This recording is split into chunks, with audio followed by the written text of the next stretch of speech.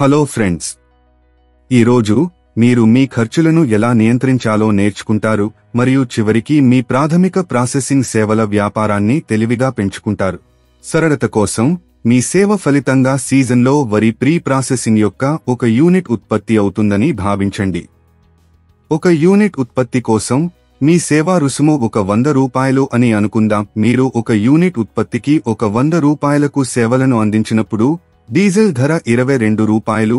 మీరు ఒక 100 రూపాయలకు సేవలను అందించినప్పుడు మరమ్మతు మరియు నిర్వహణకు మరో 2 రూపాయలు మరియు మీ కార్మికులకు చెల్లించడానికి 27 రూపాయల వరకు మీరు బాహ్య కార్మికులను నియమించుకుంటే.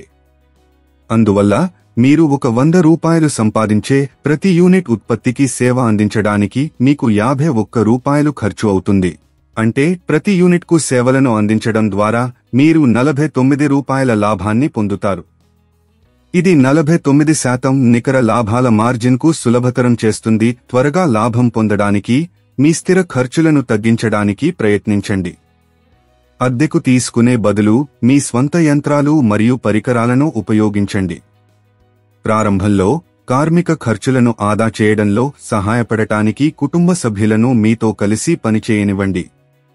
రుణాలు తీసుకునే బదులు మీ సొంత డబ్బును ఉపయోగించుకోండి లేదా స్నేహితులు, కుటుంబం మరియు వ్యాపార భాగస్వాముల నుండి సహాయం పొందండి.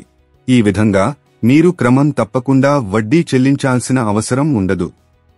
స్థిర చెల్లింపుకు బదులుగా లాభాలలో వాటాను వారికి అందించండి. మీరు ఈ ఖర్చులను తక్కువగా ఉంచుకుంటే మీరు మొదటి నెలలోనే లాభం పొందడం ప్రారంభించవచ్చు.